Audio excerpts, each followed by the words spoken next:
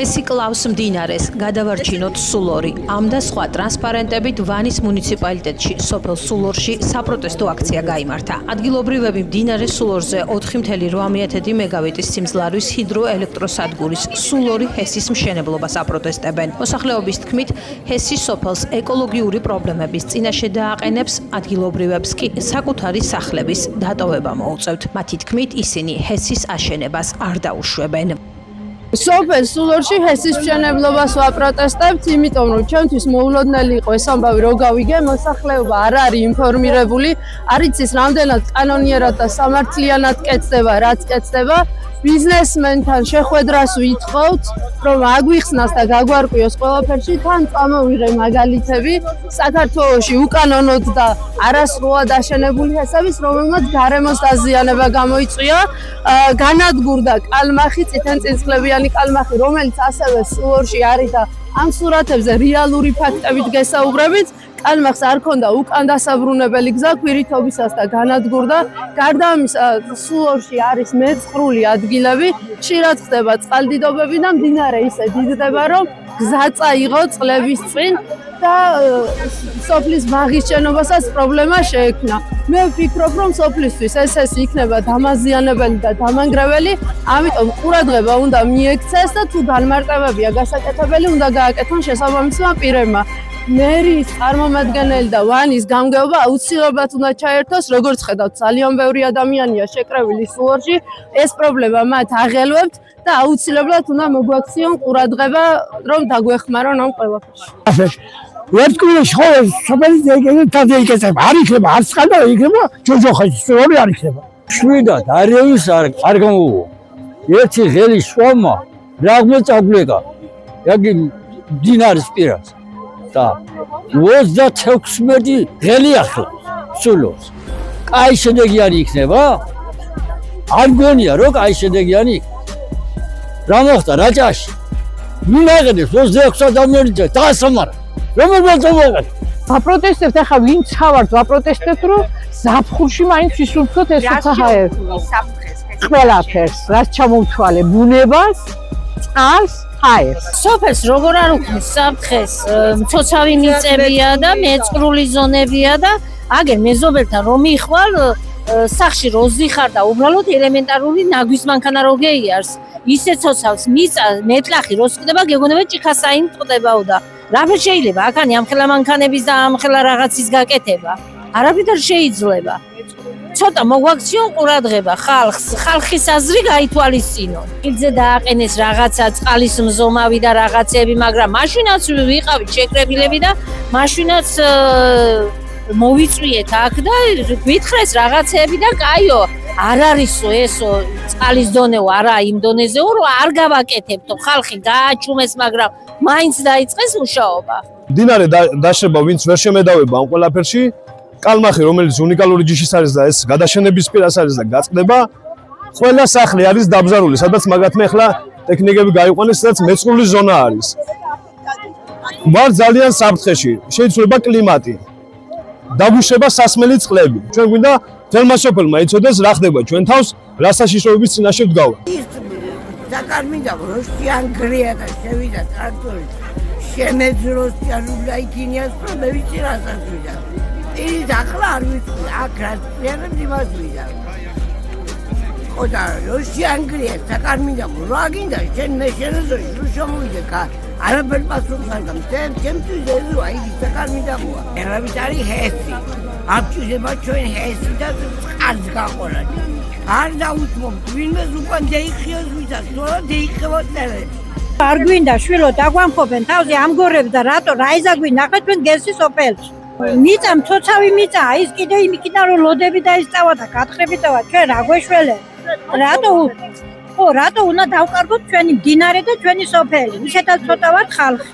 წინააღმდეგებით ამ რა თქმა უნდა ამ ჰესის მშენებლობას. ჩვენზე ძალიან ცუდ გავლენას მოახდენს სოფელზე. მდინარე დაშრება თავისთავად. მე შემდეგ ეს ტრაქტორებით რო თხრიან ამ მიწა, თელი გოლი აანგრიენ და ყველაფერი, როგორც რაჭაში მოხდა, აი ისეთი მდგომარეობა გვექნება და თლათ მდინარის პირზე ვცხოვრობ აგერ აქავე. და ძალიან საშიშროება გველოდება ვიცით. მე დამიჭირავე. ერთი ხე რომ მოვჭადა, მამგერმა თელი გორი ამ თხილები და თელი გიცულ ძირებიანად მოთხარენ და გადაუშვენ მდინარეში. ადგილობრივების თქმით, მათთვის ჰესის მშენებლობის შესახებ ინფორმაცია არავის მიუწოდებია და არც არავის მიუწვევია ისინი იმ საჯარო განხილვაზე, რომელიც 2022 წლის მაისში სულორის ადმინისტრაციული ერთეულის შენობაში გაიმართა. შეხვედრას ქართული ოცნების დეპუტატი ბიჭიკო პაიკიძეც ესწრებოდა, რომელსაც ჰესის მშენებელი კომპანია ბპ ჰესი დედის ინგა ადეიშვილის სახელზე აქვს გაფორმებული. აბსოლუტურად ყილია, არავის არ შეხვედრია, შეიძლება ვინმეს ჩოუდო ფული ჯიბეში და 10 კაცი და 20 კაცი იყო, მაგრამ მაგი არ ნიშნავს სოფელი თანახმა იყო. ნამდვილად არ იყო სოფელი თანახმა. არც არასდროს არ იქნება კიდევ. ზაფხულში გავიგი ეხლა, რატო იცი, აგერ დადგეს რაღაცა ხიდეზე. და ვიკითხე რა არის თქო და თუნდაც წყლის მზომავ რა თუნდა ჰესისაში მის შემდეგ სულ ვკითხულობ რომ რა ხდება და ბოლო გავიგე რომ ჰესი შენდება. არაფერი ჩვენ ხალხს არ გაგვიგია. ეგრე გვხდება, იცი? აი მე და შენ რომ დაქალები შევიკრიბებით, ისე შეიკრიბები. ერთი მომხრეები და წვითავენ თავის საქმეს თვითო. არავინ არ ვიყავით ინფორმირებული, აქ მყოფი არც ერთი ადამიანი.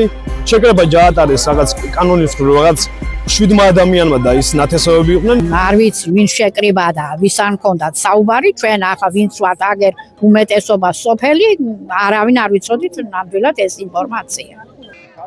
ბპ ჰესის წარმომადგენლები სულორში აქციის მონაწილეებთან მოგვიანებით მივიდნენ. ისინი მოსახლეობას უხსნიდნენ, რომ ტექნიკა ტერიტორიაზე გეოლოგიური კვლევებისთვის იყო შესული. ბიჭიკო პაიკიძის წარმომადგენლებს აქციის დატოვება არა ჰეს შეძახილების ფონზე მოუხდათ.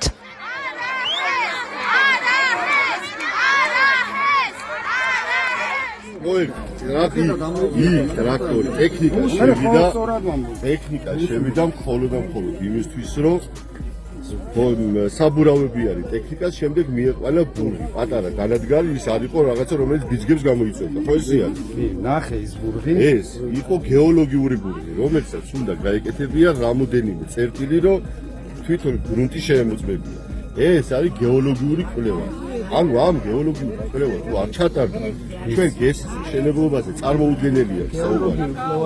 აქციამდე რამდენიმე დღით ადრე ქართული ოცნების დეპუტატმა ვანის საკრებულოში ბიჭიკო პაიკიძემ სოციალურ ქსელში განცხადება გააკეთა და პროცესს პოლიტიკურად ანგაჟირებული უწოდა.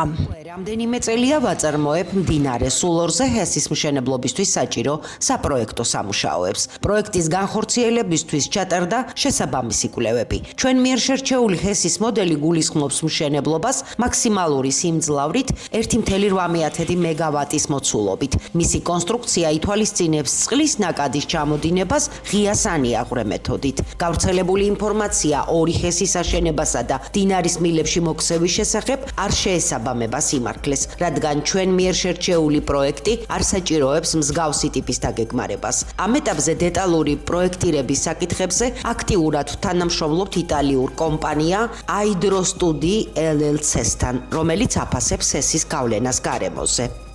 ჩვენს მიერ შერჩეული ჰესის ტექნოლოგიური მახასიათებლები იძლევიან ადგილობრივი მოსახლეობისა და ეკოლოგიის დაცულობის სრულ გარანტიას. კიდევ ერთხელ ვადასტურებ, რომ სანამ არ მექნება პროექტის სრულყოფილი მოდელი, რომელიც ნებადართული იქნება შესაბამისი უწყებების მიერ, აღნიშნულ ტერიტორიაზე არანაირი სამშენებლო სამუშაოების განხორციელება არ დაიგეგმება, ხოლო თანხმობის შემდეგ დაინტერესებული საზოგადოება მიიღებს სრულყოფილ ინფორმაციას სამუშაოების დაწყების და საფრთხოების გარანტიის შესახებ.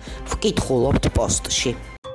ქართული ოცნების დეპუტატისა და შემომწირველის ბიჭიკო პაიკიძის დედის სახელზე გაფორმებულმა ბპ ჰესმა მშენებლობისთვის სკოპინგის ანგარიში გარემოს დაცვის სამინისტროს 2022 წლის აპრილში წარუდგინა, რომლის ავტორიც გამა კონსალტინგია. 6 მაისს დოკუმენტი სულორის მხოლოდ 11 მოსახლესთან ერთად განიხილეს. აქედან ერთი თვის გასვლის შემდეგ გარემოს დაცვის სამინისტრომ კომპანიას უფლება მისცა გადასულიყო შემდეგ ეტაპზე და დაეწყო გარემოზე ზემოქმედების შეფასება. მომზადება.